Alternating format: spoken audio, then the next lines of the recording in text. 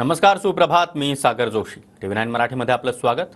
आणि आता घेणार आहोत अनेक विविध क्षेत्रातील महत्त्वाच्या बातम्यांचा वेगवान आढावा सुपरफास्ट 100 बातम्यांमधून. शिंदे आमदारांना वांद्र्यामधील ताज लँड हॉटेलमध्ये ठेवणार. शिंदे यांच्याकडून हॉटेलचे 60 रूम बुक.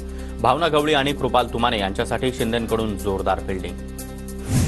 विधान परिषदेच्या निवडणुकीसाठी ठाकरे गट आजपासून ITC ग्रँडमध्ये आपले आमदार ठेवणार. भाजप आमदारांना ताज प्रेसिडेंटमध्ये ठेवलं जाणार. क्रॉस वोटिंग टाळण्यासाठी खबरदारी, आमदारांची हॉटेलवारी. विधान परिषद निवडणुकीसाठी फडणवीसांकडे महत्त्वाची जबाबदारी. महायुतीचे उमेदवार निवडून आणण्यासाठी मतांचा पॅटर्न निश्चित केला जाणार. पहिल्या आणि दुसऱ्या पसंतीची मतं कशी द्यायची यावर फडणवीस आमदारांना मार्गदर्शन करणार. ओबीसी समाजाचं आरक्षण कमी होऊ नये हीच आमची भूमिका. तर मराठा समाजाला न्याय देताना ओबीसी समाजावर अन्याय होणार नाही, मुख्यमंत्री एकनाथ शिंदेंची ग्वाही. सर्वपक्षीय बैठकीमध्ये सगळे सोयऱ्यांच्या अध्यादेशाला ओबीसींचा विरोध. तर कुणबी दाखले देणं थांबवा, ओबीसी नेत्यांची बैठकीत मागणी. ओबीसी नेत्यांच्या मनानं कायदा चालणार आहे का? मग सरकार 16% आरक्षण रद्द करणार का? मनोज जरांगेंचा सवाल. तर सरकार जातीवाद करणाऱ्या भुजबळांचं कसं काय ऐकू शकतं? सर्वपक्षीय बैठकीमध्ये ओबीसी नेत्यांच्या मागणीनंतर मनोज जरांगेंची संतप्त प्रतिक्रिया. सगळे सोयऱ्यांवर मत जाणून घेतली. मुख्यमंत्री एकनाथ शिंदे निर्णय घेतील. तर आरक्षणाबाबत सकारात्मक चर्चा झाल्याची फडणवीसांची माहिती. आरक्षणाबाबतच्या सर्वपक्षीय बैठकीवर महाविकास आघाडीचा मात्र बहिष्कार. आरक्षणावर सभागृहामध्ये चर्चा करा, काँग्रेसची मागणी. महाराष्ट्र पेटता राहावा ही महाविकास आघाडीची भूमिका. सर्वपक्षीय बैठकीला महाविकास आघाडीच्या नेत्यांच्या गैरहजेरीवरून मुख्यमंत्री शिंदेंचा आरोप.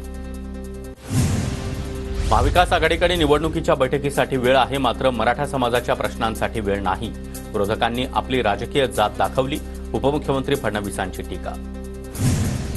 11 अधिकाऱ्यांची टीम कागदपत्र तपासण्यासाठी हैदराबादला पाठवली आहे, मंत्री शंभूराज देसाई यांची माहिती. राज्यातील सामाजिक परिस्थिती बिघडत आहे, प्रकाश आंबेडकरांचं वक्तव्य. तर आरक्षणाबाबत पक्षांनी लेखी भूमिका मांडण्याचा निर्णय झाला, आंबेडकरांची माहिती. सगळे सोयऱ्यांचा GR काढू नका आणि बोगस कुणबी नोंदी रद्द करा, बैठकीमध्ये प्रकाश शेंडगे यांची मागणी. मराठ्यांना त्रास देणाऱ्यांना निवडून येऊ देणार नाही. आगामी विधानसभेच्या पार्श्वभूमीवर मनोज जरांगेंचा थेट इशारा. जनजागृती रॅलीचे 2 ते 3 टप्पे होऊ द्या, मग बॉम्ब फोडतो, मनोज जरांगेंचा इशारा.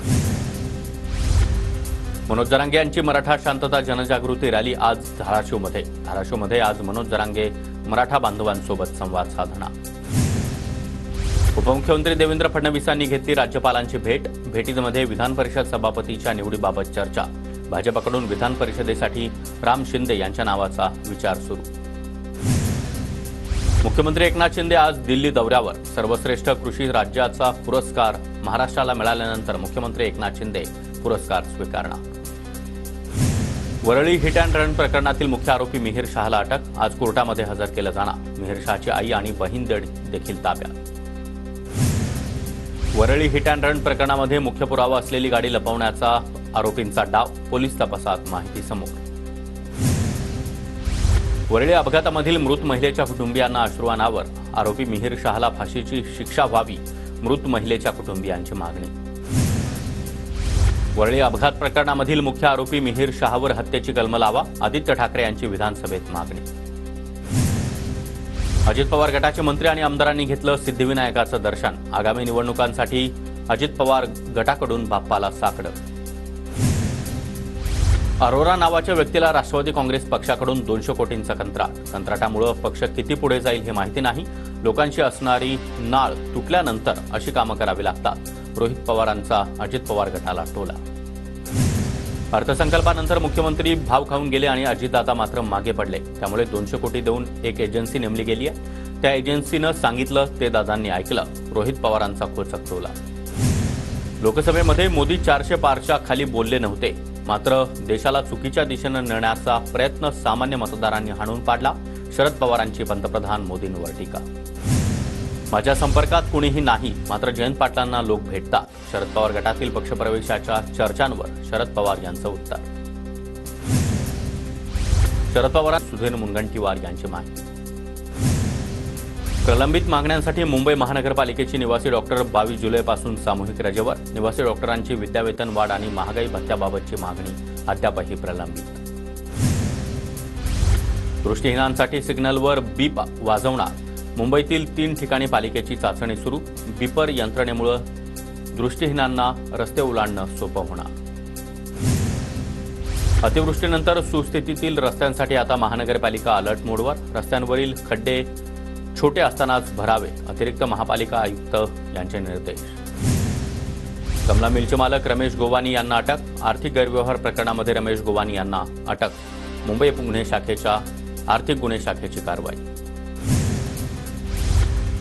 विस्तारा कंपनीला एअर इंडिया कंपनीमध्ये विलीन करण्याची प्रक्रिया गेल्या वर्षीपासून सुरू. डीजीसीएच्या मान्यतेमुळे वर्षाअखेरीस प्रक्रिया पूर्ण होण्याची शक्यता. पुण्यामध्ये सीएनजी दरामध्ये ₹1.5 वाढ. पुणेकरांना आता प्रति किलोसाठी मोजावे लागणार ₹85. पुण्यामध्ये 2 गर्भवतींसह 15 वर्षीय मुलगा देखील झिका पॉझिटिव्ह. पुण्यातील एकूण रुग्णांची संख्या आता 15वर. पुणे कॅन्टोन्मेंट बोर्डाच्या विलिनीकरणाला सुरुवात. पालिकेमध्ये समावेश झाल्यानंतर पालिकेचं क्षेत्र 1.5 चौरस किलोमीटरनं वाढणार. पनवेलच्या सिडको वसाहतींमध्ये बुधवारी आणि गुरुवारी पाणीपुरवठा बंद राहणार. कळंबोली, काळुंद्रे, करंजाडे आणि नवीन पनवेल या वसाहतींचा पाणीपुरवठा बंद असणार. कल्याण डोंबिवली पालिकेमध्ये जन्ममृत्यू दाखले मिळण्यास विलंब. जन्ममृत्यूचे दाखले ऑनलाईन माध्यमातून देण्याच्या कार्यप्रणालीमध्ये शासन निर्देशानुसार बदल होत असल्यानं विलंब होणार. मुसळधार पावसामुळे भाजीपाल्याकडे ग्राहकांची पाठ. ग्राहक नसल्यामुळे आवक घटली. 30% भाजीपाला बाजारपेठेतच पडून. टेम्पो चालकानं पळवलं 12,000 लिटर खाद्यतेल. उल्हासनगरच्या हिललाईन पोलिसांनी टेम्पो चालकाला बेड्या ठोकल्या. 11,000 लिटर खाद्यतेल हस्तगत. उल्हासनगरमध्ये आणखी 2 अनधिकृत डान्स बारवर महापालिकेची कारवाई. राखी आणि चांदणी बार महापालिकेकडून जमीनदोस्त. बदलापूरमध्ये एटीएम कार्ड बदलून वृद्ध महिलेचे 40,000 रुपये लुटले. बदलापूर ग्रामीण पोलिसांनी आरोपीला बेड्या ठोकल्या. अंबरनाथमधील प्रसिद्ध शिवमंदिरामध्ये जाताना भाविकांचं खड्ड्यांनी स्वागत. शिवमंदिर कॉरिडॉरच्या सुरुवातीलाच खड्ड्यांचं साम्राज्य. नाशिकच्या मनमाडमधील वाढत्या गुन्हेगारीविरोधात सामाजिक कार्यकर्त्यांची मनमाड ते मुंबई पाययात्रा. राज्याच्या पोलीस महासंचालकांची भेट घेणार. भंडारा जिल्ह्यातील 9,821 घरकुलांचं बांधकाम निधीअभावी रखडलं. लाभार्थ्यांमध्ये संताप. तातडीनं निधी उपलब्ध करून देण्याची मागणी.